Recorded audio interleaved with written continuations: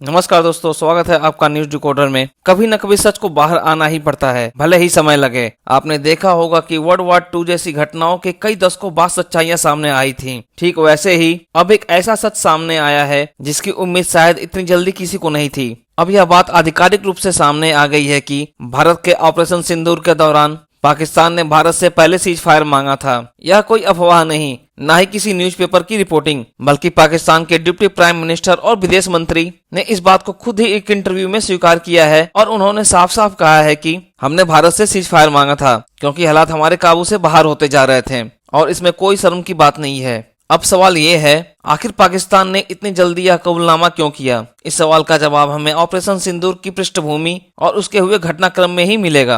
22 अप्रैल को जम्मू कश्मीर के पहलगाम में हुए आतंकी हमले ने देश को हिलाकर रख दिया था। हमला निहत्थे सिविलियंस पे था और इसका सीधा आरोप पाकिस्तान पर आधारित आतंकवादी संगठनों जैसे मोहम्मद और लश्कर तैयबा और ISI पर लगा। इसके बाद भारत ने 6 और 7 मई की रात ऑपरेशन सिंदूर के तहत पाकिस्तान के आतंकवादी लॉन्च पैड्स और एयरबेस पर सटीक मिसाइल स्ट्राइक की। इसमें भारत ने मुख्यतः 3 एयरबेस पर निशाना बनाया। पहला था नूर खान बेस जो रावलपिंडी में है, जहां पाकिस्तान के VVIP टॉप मिलिट्री जेट्स और रडार सिस्टम होता है। दूसरा था सोरकोट एयरबेस जो पाकिस्तानी पंजाब में है और यहाँ पे भारी सैन्य लॉजिस्टिक सेंटर भी है। तीसरा था रहीम खान एयरबेस जो पंजाब के दक्षिणी हिस्से में है। यह एयरबेस सामरिक दृष्टि से बेहद अहम है। इन हमलों में पाकिस्तान को भारी नुकसान पहुंचा। नूर खान एयरबेस के वीडियो भी सामने है, इससे साफ दिखता है कि वहाँ रडार, रनवे और कमांड इंफ्रास्ट्रक्चर तबाह हुआ। रहीम यार खान बेस तो जून के अंत तक भी पूरी तरह से ऑपरेशनल नहीं हो सका। तो हमें यह समझना होगा कि जहां एक तरफ अमेरिका के राष्ट्रपति डोनाल्ड ट्रंप सीज फायर की बात करते थे, आखिरकार पाकिस्तान ने इस पे चुप्पी क्यों तोड़ी? जैसे ही भारत ने इन बेसों पर हमला किया,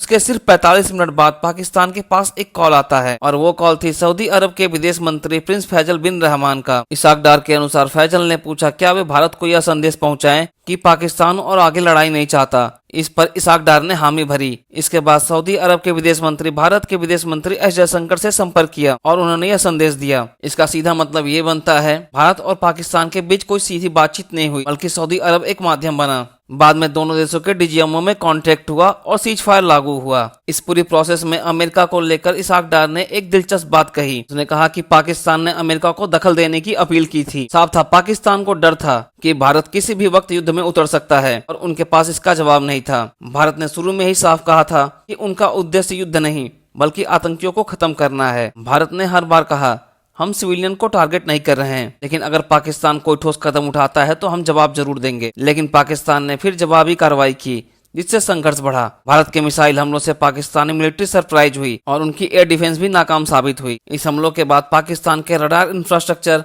एयरक्राफ्ट शेल्टर, लॉजिस्टिक बेस सब कुछ बुरी तरह से क्षतिग्रस्त हो गए। पाकिस्तानी एयर डिफेंस सिस्टम इतना कमजोर था कि भारतीय मिसाइलें अंदर घुसकर बेस तबाह कर गईं। रहीम यार खान एयरबेस अब तक पूरी तरह से ऑपरेशनल नहीं हो पाया है। पाकिस्तान की मिलिट्री स्ट्रेटजी से वो डिटरेंस कहते हैं वो पूरी तरह से एक्सपोज हो गई। अब दुनिया को दिख गया कि कन्वेंशनल वार की स्थिति में पाकिस्तान भारत के सामने कहीं नहीं टिकता। इस घटना के बाद डिप्लोमेटिक और जियोपॉलिटिकल भी असर हुए। पहला ये भारत के ऑपरेशन सफलता बिना युद्ध के साबित हुई। दूसरा सऊदी अरब की भूमिका एक निष्पक्ष मध्यस्थ के रूप में उभरी, जिसमें सऊदी अरब ने सिर्फ एक मैसेंजर की भूमिका निभाई जो दर्शाता है कि अब वो पाकिस्तान का पक्षकार नहीं रहा। और तीसरा है डोनाल्ड ट्रंप का बयान। पहले ट्रंप कह रहे थे कि सीज फायर उनके इंटरवेंशन की वजह से हुआ, लेकिन भारत के स्ट्रॉन्ग रिएक्शन और PM मोदी की 35 मिनट की फोन कॉल के बाद उन्होंने नरम रुख अपनाया। तो उन्होंने कहा India and Pakistan are very smart people, they decided to avoid war, I thank them. यानी अब ट्रंप खुद को श्रेय लेने के बजाय पीछे हटते दिख रहे हैं। इस पूरी घटना का सबसे अहम पहलू यही है कि पाकिस्तान ने पहली बार आधिकारिक रूप से माना कि उसने भारत से शांति की भीख मांगी और वो भी मिलिट्री प्रेशर में। यह न सिर्फ भारत की सैन्य ताकत का प्रमाण है बल्कि भारत की डिप्लोमेटिक पॉलिसी और स्ट्रेटेजिक क्लियरिटी का एक इंट्रोड्यूसर भी है। अब पाकिस्तान कोई बहाना नहीं बना सकता, क्योंकि यह सिर्फ किसी रिपोर्ट में नहीं